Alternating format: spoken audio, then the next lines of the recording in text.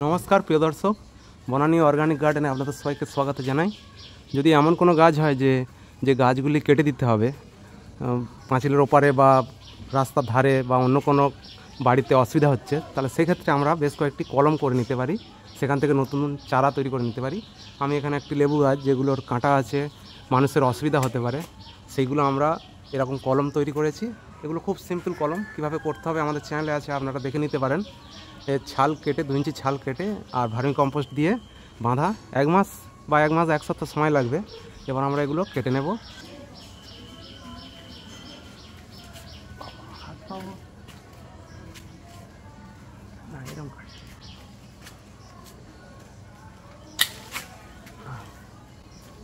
শিকড় বেরিয়েছে।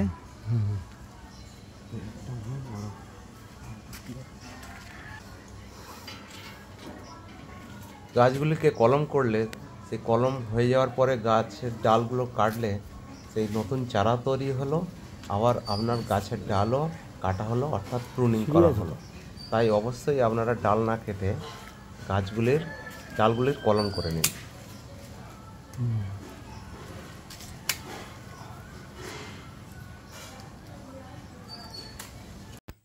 কলমগুলি কাটার সময় খুব সাবধানতা অবলম্বন করতে হবে, যাতে ওর গোড়ার দিকে যে ছাল না উঠে যায়। এছাড়াও গাছের সঙ্গে যখন কাটবেন তখন প্রত্যেকটা জায়গা যেন নিখুঁতভাবে, সুন্দরভাবে, স্মুথভাবে যেন কেটে যায়। এর ফলে কি হবে, গাছগুলি যখন মাটিতে বসাবেন বা টবে বসাবেন তাহলে তাতে ফাঙ্গাস আক্রমণ হবে না। এখানে বেশ কিছু কলম করেছি, এগুলো আমরা কেটে নিচ্ছি।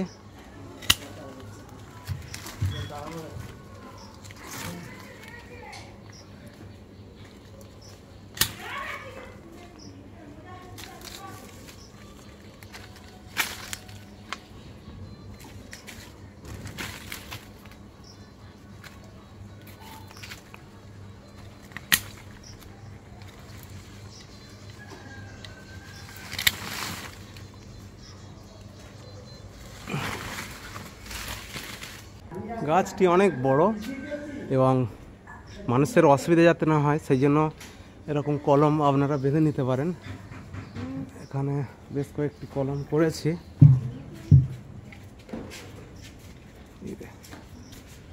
একটা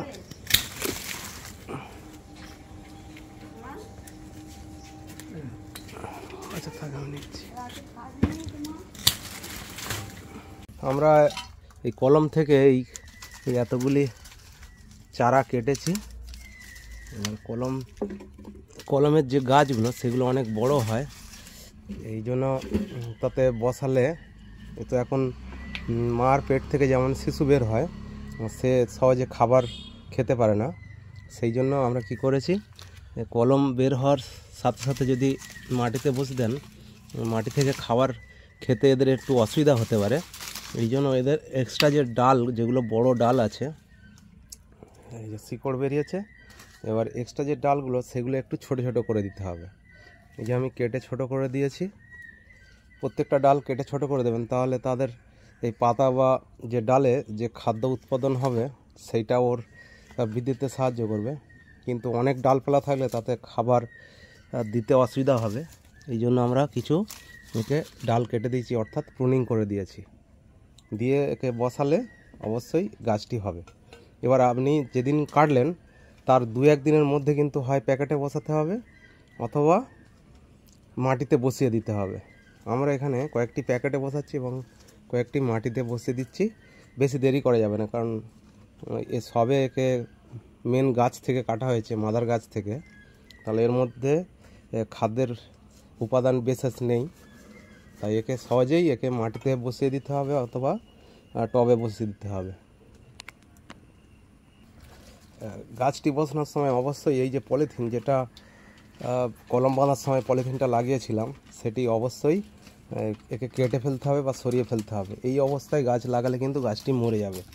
অবশ্যই এটা একটা খুব গুরুত্বপূর্ণ জিনিস। এই যে আমরা প্যাকেটটা সরিয়ে দিলাম, দিয়ে এবারে এতে মাটি দিয়ে একে রোপণ করে দিচ্ছি প্যাকেটে।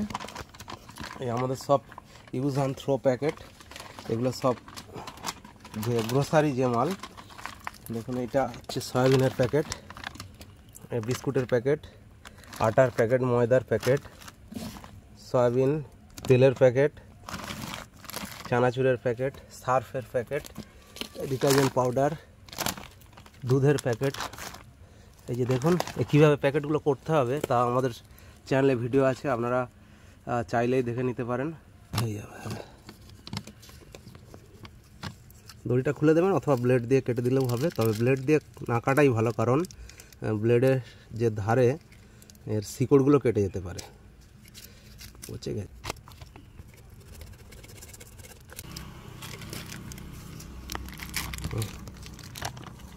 আস্তে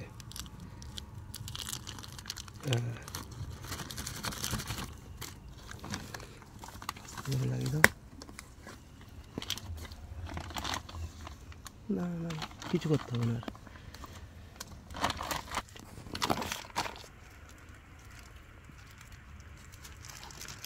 আস্তে আস্তে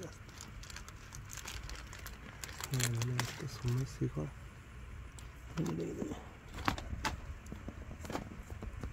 যদি ডাল থাকে তাহলে আমরা কেটে দেবো। হ্যাঁ হ্যাঁ, কেটে দিয়ে বসাবো। হ্যাঁ ব্যাস, থাক ওটা থাক।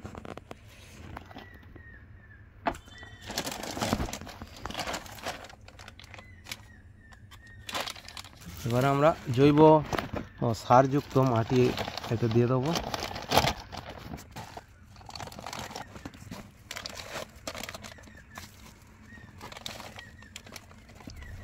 হয়ে গেল, এটাকে নিয়ে সাইড করে দাও।